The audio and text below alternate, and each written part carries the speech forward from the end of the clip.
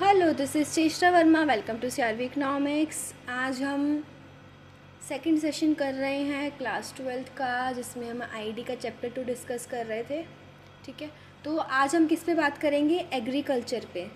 Agricultural जो भी land reforms हुए थे उसमें 1950 से 1960 में हम उसमें बात करेंगे। Structural changes in land ownership pattern, जो भी स्ट्रक्चर में चेंजेस हुए थे। तो सबसे पहले हम समझते हैं कि लैंड रिफॉर्म्स होते क्या है। What are land reforms?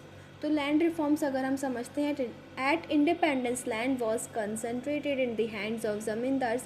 Zamindars के हैंड में लैंड होता था, उनके पास ही होता था। लैंडलॉर्ड्स जिनको हम बोलते हैं, जो कि एक्चुअल जो कल्टीवेटर्स होते थे, जबकि जो पीजेंट्स यानी कि फार्मर्स जो होते थे उनके पास कोई ओनरशिप राइट्स नहीं होते थे। यानी कि यहाँ पे हम ज़मींदार्स की बात कर रहे हैं, जो कि लैंड ओनर्स हुआ करते थे। ठीक है, और जो कल्टीवेटर्स हुआ करते थे, कल्टीवेटर्स यानी कि जिसको हम क्या बोल सकते हैं, पीजेंट्स और फार्मर्स। ठीक है, इसकी वजह से क्या होता था, ये लोग क्या करते थे, इनसे काम तो करवाते थे, ज़मींदार जो थे कल्टीवेटर से काम करवाते थे, बट उनको इतना एक्चुअल पेमेंट नहीं मिलता था। तो इसकी वजह से इनका एक्सप्लॉयटेशन होता था। This caused exploitation and low productivity. अब इनका एक्सप्लॉयटेशन होगा, इनको कम पैसे दिए जाएंगे तो इन लोगों का काम करने का मन नहीं करेगा, तो प्रोडक्टिविटी क्या होगी, अपने आप कम हो जाएगी, क्योंकि उनका एक्सप्लॉयटेशन हो रहा था। एक्सप्लॉयटेशन के कारण क्या हुआ, लेस प्रोडक्टिविटी। तो जो प्रोडक्टिविटी थी वो कम हो गई। देखो इकोनॉमिक्स में है ना, हम एरो की मदद से इंक्रीज डिक्रीज अगर हम समझ लेंगे ना, तो हमें पूरी डेफिनेशन समझ में आ सकती है। तो ज़मींदार के पास लैंड हुआ करता था। देखो मैं इसको अगर पूरा उससे बना के दिखाती हूँ आपको, उसकी मदद से, पूरा एरो की मदद से आपको पूरा जो इस लाइन में लिखा है ना सब समझ में आ जाएगा। देखो सबसे पहले ज़मींदार हुआ करते थे। ज़मींदार जो क्या करते थे, पीजेंट्स को हायर करते थे। यहाँ पे हम लिख लेते हैं हायर। ठीक है, इनका क्या करते थे ये लोग, एक्सप्लॉयटेशन। एक्सप्लॉयटेशन के कारण क्या हुआ, लो प्रोडक्टिविटी, ये प्रोडक्टिविटी कम हो गई। तो बस हमें इतना ही तो याद करना है ना। तो और जो लैंड रिफॉर्म्स थे were the first priority of the planners.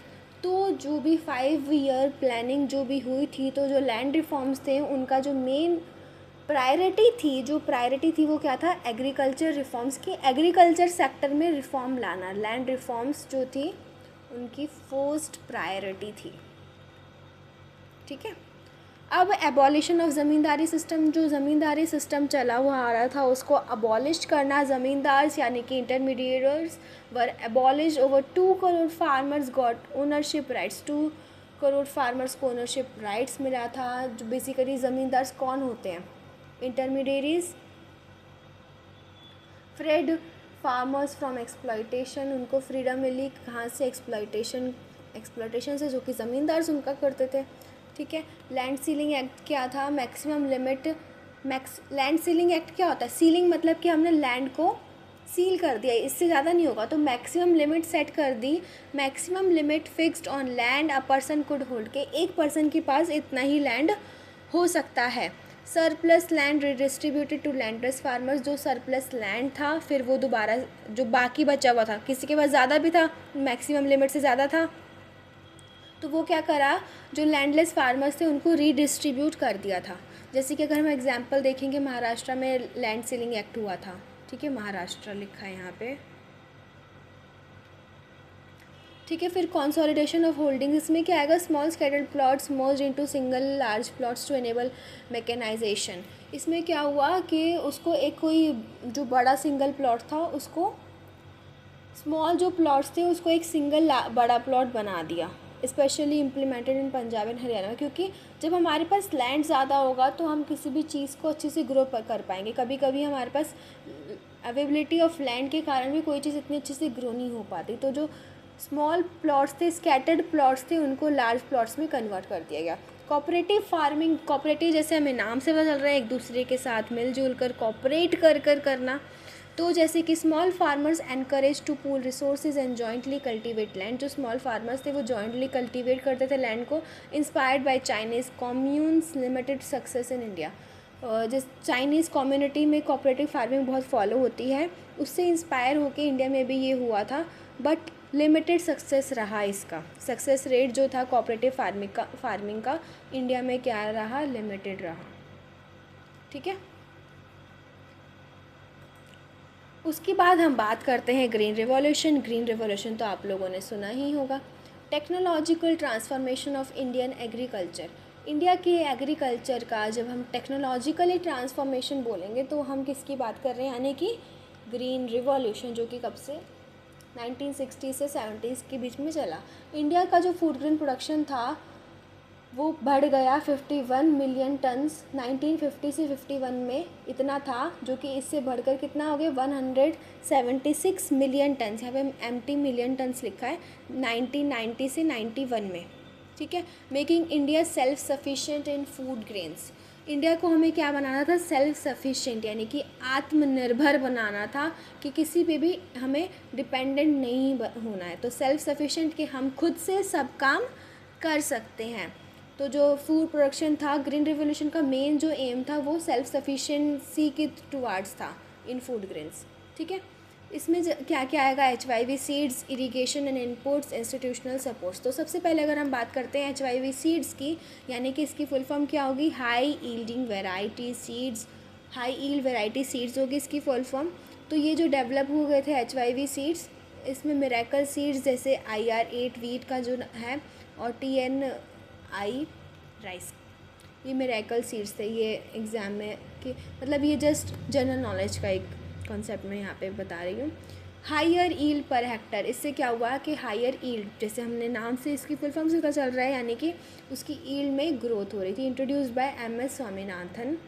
Wheat revolution first then rice, सबसे पहले वीट रेवोल्यूशन हुआ फिर राइस का रेवोल्यूशन हुआ।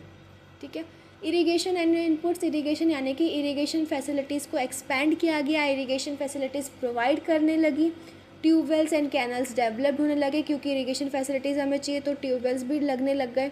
फर्टिलाइज़र्स प्रोवाइड किए जाने लगे, एक्सटेंसिवली लोग यूज़ करने लग गए उनको। पेस्टिसाइड्स यूज़ करने लगे ताकि अपने क्रॉप्स को बचा सके इंसेक्ट्स से। गवर्नमेंट सब्सिडीज़ भी गवर्नमेंट ने सब्सिडीज़ भी प्रोवाइड करना स्टार्ट कर दिया इनपुट्स पे, कि इनपुट्स पे अगर वो सब्सिडी प्रोवाइड कर रही है तो उनको कम प्राइस, फार्मर्स को कम प्राइस में मिल जाएंगे ना, ताकि उससे क्या होगा, कम प्राइस में मिलेंगे तो वो क्या कर पाएंगे, फार्मिंग आराम से कर पाएंगे। और अब इंस्टीट्यूशनल सपोर्ट क्या मिला, इंस्टीट्यूशनल सपोर्ट क्या बोला, सबसे पहले minimum support price MSP announce की कर दी गई। उसके बाद food corporation of India setup 1965 में, FCI सेटअप हो गया था। Buffer stock created for food security, buffer stock रखा जाने लगा। बफर स्टॉक मतलब कि इसमें क्या होगा कि एक स्टॉक हम मेंटेन करके चल रहे कि फूड सिक्योरिटी के लिए। फिर क्रेडिट मेड अवेलेबल विया nationalised banks. Nationalisation of banks होने के बाद जो क्रेडिट होने लगा, यानी कि लोन्स जो मिलने लगे, हमें आसानी से मिलने लगे। एश्योर्ड मार्केट थ्रू प्रोक्योरमेंट, एक अच्छा एक मार्केट बन गया था एश्योर्ड। ठीक है, तो ये सब था ग्रीन रिवॉल्यूशन का, ये इंपॉर्टेंट कॉन्सेप्ट, ऐसे क्वेश्चन आता ही है। तो HYV सीड्स हमें पता होना चाहिए, इरिगेशन इनपुट्स प्रोवाइड ये, और इंस्टीट्यूशनल सपोर्ट्स में क्या क्या चीज़ें आई, तो ये आपको MSP जैसे बहुत इंपॉर्टेंट है, तो ये पता होना चाहिए। ठीक है, अब इसके बाद हम देखते हैं कि ग्रीन रिवॉल्यूशन की इम्पैक्ट क्या हुए और उसकी लिमिटेशंस क्या हैं। ठीक है, तो सबसे पहले हम अचीवमेंट्स की बात करते हैं। Food self sufficiency achieve, no more PL 480 imports from USA। Basically food sufficiency हमने अचीव कर ली, आपको याद रखना है। फूड ग्रेन्स जो आउटपुट था वो 51 मिलियन टन से 1950 में 176 मिलियन टन हो गया था। Per capita food availability improved, जो पर कैपिटा फूड अवेलेबिलिटी थी वो भी इम्प्रूव हुई। जैसे कि हम पर कैपिटा इनकम की बात करते हैं, वो इम्प्रूव होना, यानी कि हमारी जो भी पर्सन की ग्रो इनकम है वो इम्प्रूव होना। यहाँ पे फूड अवेलेबिलिटी इम्प्रूव हो रही थी, तो वो ग्रीन रिवॉल्यूशन में आ जाएगा। Surplus grains for export, foreign exchange earnings, बहुत गेन होने लग गया हमें एक्सपोर्ट से। जो फार्मर की इनकम थी वो भी इंक्रीज़ हो गई ग्रीन रेवोल्यूशन बेल्ट के through. Punjab, Haryana and western Uttar Pradesh जो थी ग्रैनरीज ऑफ इंडिया बन गई। Buffer stock build for crisis management, crisis के टाइम के लिए बफर स्टॉक भी हमने मेंटेन करना स्टार्ट कर दिया। Trigger demand for farm equipment and rural industries, जो भी डिमांड थी फार्म इक्विपमेंट की वो भी बढ़ गई अचानक से, है ना।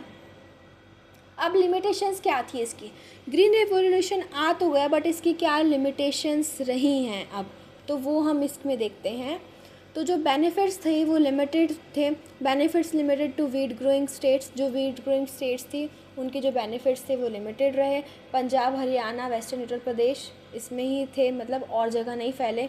और जो राइस का रेवोल्यूशन था लैग्ड था, वो पीछे रह गया, behind eastern India ignored, eastern India ने इग्नोर हो गया, और जो राइस का रिवोल्यूशन था वो पीछे रह गया। मतलब राइस पहले वीट रिवोल्यूशन था ना, हमने पढ़ा था, तो जो रिच फार्मर्स थे उनको बेनिफिट ज़्यादा हुआ स्मॉल फार्मर्स के कंपैरिजन में। मैकेनाइजेशन कॉज रूरल अनएम्प्लॉयमेंट, इससे क्या होगा, जैसे ट्रैक्टर रिप्लेस रूल लेबर, जो मैकेनाइजेशन हो गया यानी कि टेक्नोलॉजी अगर कहीं आएगी तो कुछ तो डिसएडवांटेजेस हैं ही ना, जिनको नहीं पता है वो कैसे डील करेंगे टेक्नोलॉजी से, है ना। तो ये टेक्नोलॉजी के कारण भी कुछ डिसएडवांटेजेस या हम उसको लिमिटेशंस बोल सकते हैं। इकोलॉजिकल डैमेज, सॉइल डिग्रेडेशन हो गया, फॉलिंग वाटर टेबल्स, पंजाब में वाटर टेबल का गिरना, एक्सेसिव फर्टिलाइज़र और पेस्टिसाइड्स का यूज़ भी सॉइल की हेल्थ को लॉन्ग टर्म में अफेक्ट करता है, ख़राब कर देता है सॉइल की यूज़ को अगर हमने उसका एक्सेसिव यूज़ कर लिया तो। Inter regional inequality increase sharply, जो रीजनल इनक्वालिटी थी वो भी इंक्रीज़ हो गई। Did not solve rural poverty, landless labourers left out, जो लैंड जिनके पास ज़मीन नहीं थी वो अभी भी लेफ्ट आउट ही थे, और इसने कुछ रूरल पॉवर्टी को इम्प्रूव नहीं करा। तो ये सब लिमिटेशंस थी और ये सब हमने अचीव किया थ्रू ग्रीन रिवॉल्यूशन, ठीक है। अब इसके बाद जो इंडस्ट्रियल पॉलिसी है पब्लिक सेक्टर की, ये हम नेक्स्ट क्लास में करेंगे। Thank you and please share with your friends, और अगर आपको कोई और चैप्टर पहले करना है तो आप प्लीज़ कमेंट बॉक्स में मेंशन कर देना, मैं वो करवा दूँगी पहले।